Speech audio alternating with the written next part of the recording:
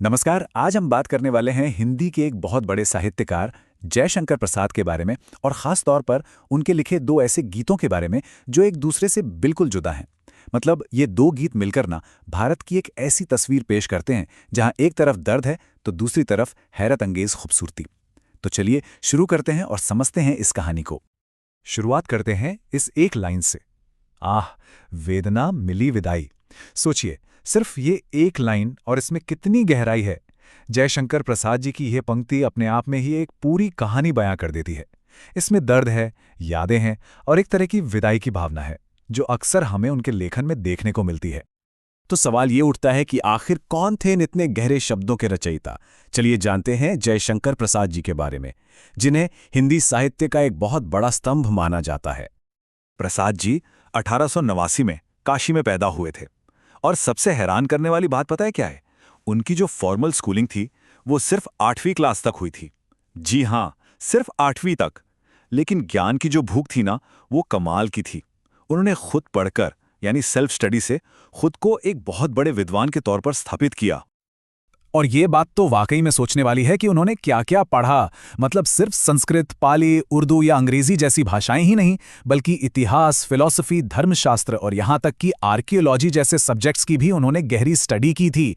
ये दिखाता है कि उनका डेडिकेशन किस लेवल का था। पर्सनैलिटी की बात करें तो प्रसाद जी काफी शांत और गंभीर स्वभाव के थे और अपनी तारीफ सुनना उन्हें बिल्कुल पसंद नहीं था। थे तो वो मूल रूप से एक कवि, लेकिन क्या कमाल के नाटक, उपन्यास और निबंध भी लिखे उन्होंने। मतलब एक मल्टी टैलेंटेड जीनियस थे और उनके लिखने का एक बड़ा मकसद था भारत की प्राचीन संस्कृति का गौरव दिखाकर देश में एक नई चेतना जगाना। अच्छा, तो अब आते हैं कहानी के पहले सुर पर, पहली आवाज पर, और ये आवाज है देवसेना की। देवसेना कौन है? वो प्रसाद जी के एक बहुत मशहूर नाटक स्कंदगुप्त के एक ट्रैजिक कैरेक्टर है। तो देवसेना मालवा की राजकुमारी थी, राजा बंधुवर्मा की बहन। मतलब उनकी जिंदगी मान सम्मान और शान शौकत से भरी हुई थी। लेकिन फिर हूणों का एक भयानक हमला होता है और सब कुछ बदल जाता है। इस हमले में उनका पूरा परिवार मारा जाता है। अब सोचिए, अकेली देवसेना के कंधों पर कितनी बड़ी जिम्मेदारी आ गई थी, अपने भाई के सपनों को पूरा करने की और देश की सेवा करने की। और उनकी जिंदगी में पर्सनल दुख भी कुछ कम नहीं था।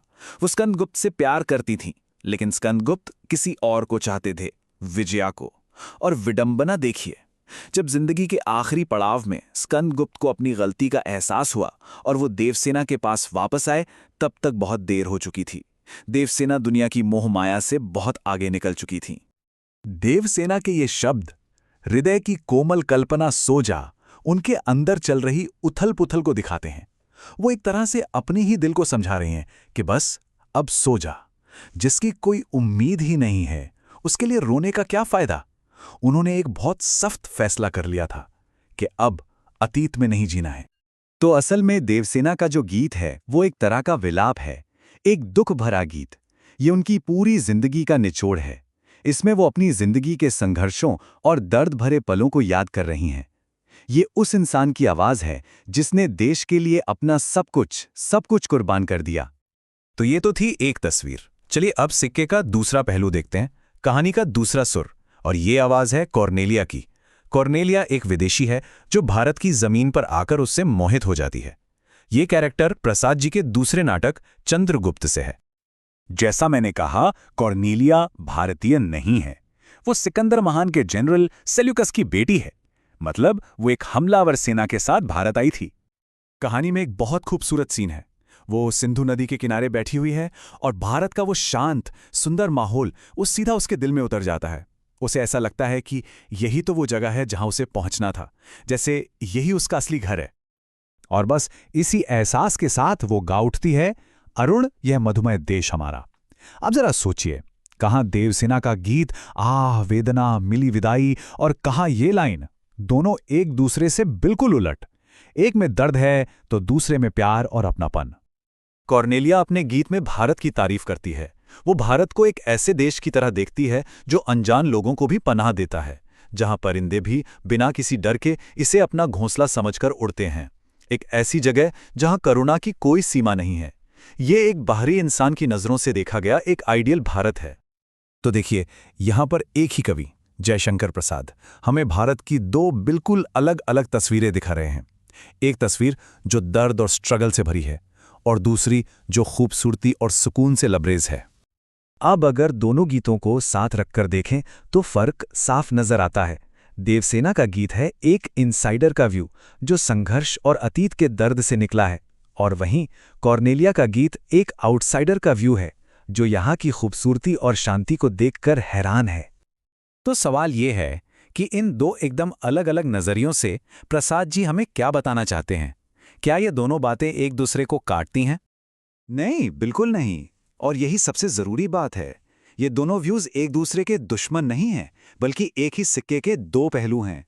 ये दोनों मिलकर देश के लिए एक गहरे और मुकम्मल प्यार को दिखाते हैं। इसे ऐसे समझिए, देवसेना प्रतीक है उस संघर्ष और बलिदान का जो किसी भी देश को बनाने और बचाने के लिए देना पड़ता है, और कॉर्नेलिया वो उस देश के आदर्शों, उसकी खूबसूरती और शान का गीत गाती है जिसके लिए वो बलिदान दिया जा रहा है। मतलब एक अगर देश की आत्मा है तो दूसरी उसका सुंदर शरीर। और मेरे ख्याल से यही जयशंकर प्रसाद की महानता है। वो हमें एक बहुत बड़े सवाल के साथ छोड़ जाते हैं कि एक सच्चा लेखक या कलाकार अपने देश को देखता कैसे है। क्या वो सिर्फ तकलीफें देखता है, या सिर्फ उसकी शान शौकत, या फिर उसमें वो ताकत होती है कि वो दर्द और गौरव दोनों को एक साथ महसूस कर सके और उन्हें आवाज दे सके? इसी सवाल पर सोचिएगा जरूर। आज के लिए बस इतना ही।